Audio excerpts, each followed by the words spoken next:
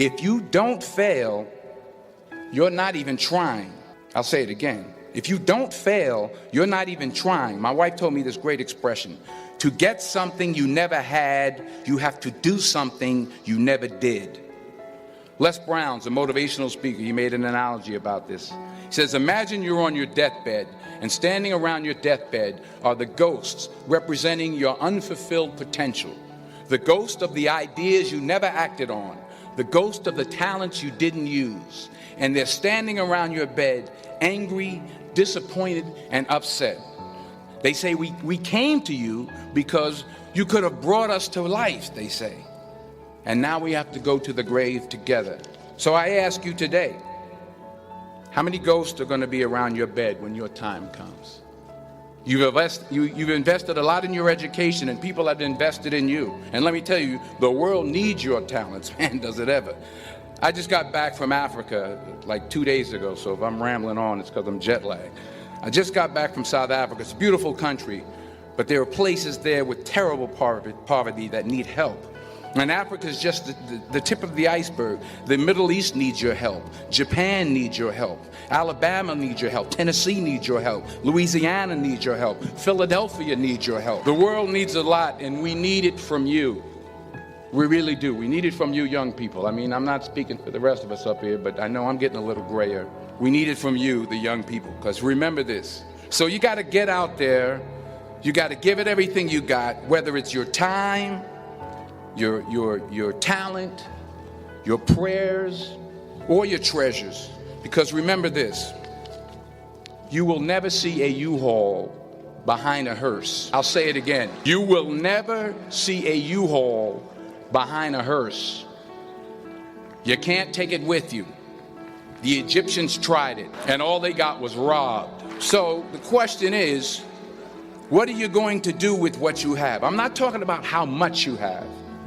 Some of you are business majors. Some of you are theologians, nurses, sociologists. Some of you have money. Some of you have patience. Some of you have kindness. Some of you have love. Some of you have the gift of long suffering. Whatever it is, whatever your gift is, what are you going to do with what you have?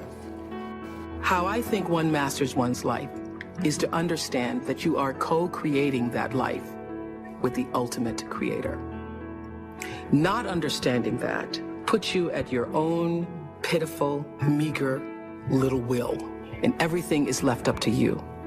And you can't do it. You cannot survive in this world by yourself, just believing in yourself. You're not big enough to do it. I'm not big enough to do it. Nobody's big enough to do it. You have to understand that your very presence here as a human being on earth came from something greater than you. And not just your parents who wanted to have a child. The fact that that egg was hit by that particular little sperm in that particular moment, and you were created. Wow, how amazing is that? Of all the different choices that had to happen in order for you to be here now. What a celebration that is.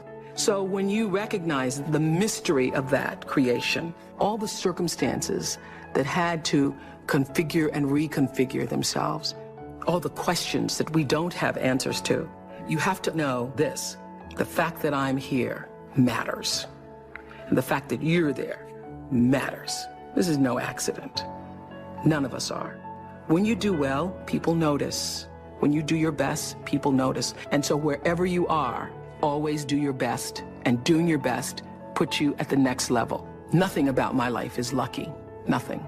A lot of grace, a lot of blessings, a lot of divine order, but I don't believe in luck. For me, luck is preparation meeting the moment of opportunity. There is no luck without you being prepared to handle that moment of opportunity. And so what I would say for myself is that because of my hand in a hand and a force greater than my own, I have been prepared in ways that I didn't even know I was being prepared for. And the truth is, for me and for every person, every single thing that has ever happened in your life is preparing you for the moment that is to come. A lot of people don't know their purpose. And if you don't know your purpose, you're immediate goal is to figure that out, because otherwise you're just wandering around here. So the moment you can figure out what it is you're supposed to be doing, the sooner you are able to get about the business of doing that. Most people, half of what they thought today is the same things they thought yesterday.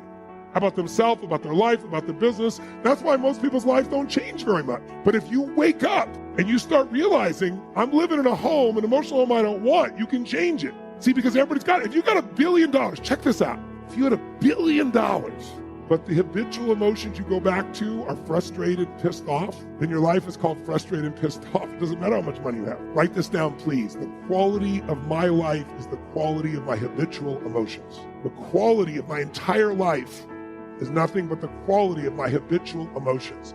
Whatever habits of emotion, wherever my emotional home is, I will find a way to get back there. And until I change that, I'm gonna have a problem. How many of you see people in some part of the world, in my country, for example, you'll see this in the middle of America where there's certain places that have cyclones all the time. Or maybe down in New Orleans or places where every few years you get a huge storm that wipes out everybody right on the coast there. But then 2 years later, it happens again. They rebuild, it happens again. How many have ever thought to yourself, why don't these people move?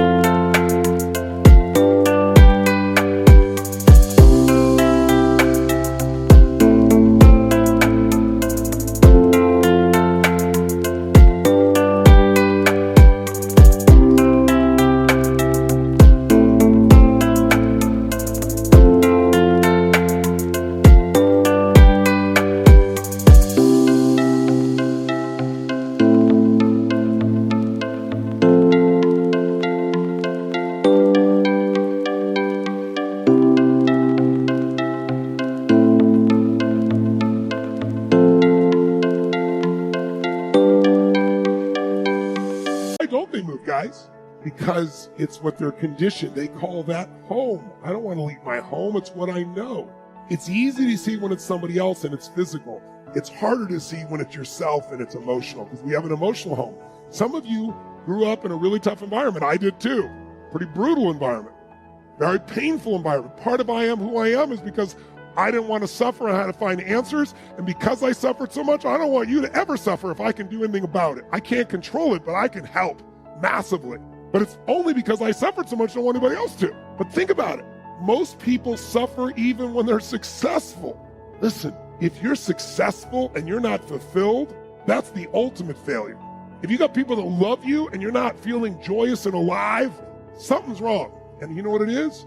You got an old home you're used to. Maybe the home you're used to is not a very happy home. It's a home of worry, a home of frustration, a home of anger, a home of feeling everything's unjust. And so you find a way to get back home using whatever the environment you can use. How many of you know somebody who's always pissed off about something? How many of you know somebody who is always worried? How many of you know someone who's not really funny, but they think they are? And they crack themselves up telling stupid jokes. How many know someone like this who cracks themselves up and they laugh so much that even though it's not funny, you find yourself laughing too? These people have different emotional homes. Some people's home is anger. They'll always find something to be angry about. It's what they're used to. It's their conditioning. So even when the storm comes in and messes up their life, they go right back to that same shit. Wouldn't it be nice to upgrade your home, your emotional home where you live? What if you could live every day with a vast majority of the emotions you had were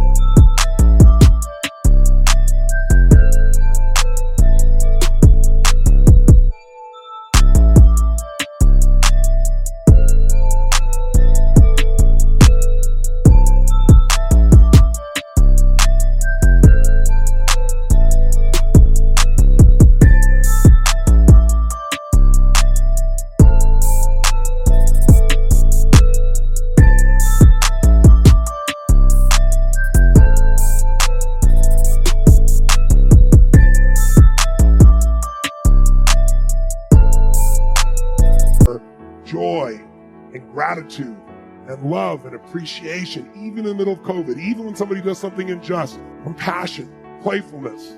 What would that feel like if you were in those states every day, 95% of the time? When you weren't, you got out of it quick. You can make that change this weekend, and I'm not exaggerating an ounce. I'm not saying you're going to be perfect and never have a negative feeling, because negative feelings are sometimes a signal to make us change. But most people have a negative feeling and they just hang on to it and keep living with it, find other things to be negative about. That will never give you what you want. The money won't do it. The acknowledgement of others won't do it. Everything you think will do it will not do it. Only one thing will do it. You drawing a line in the sand and making the most important decision of your life, that you're going to live in a beautiful state no matter what. Because life is too short to suffer.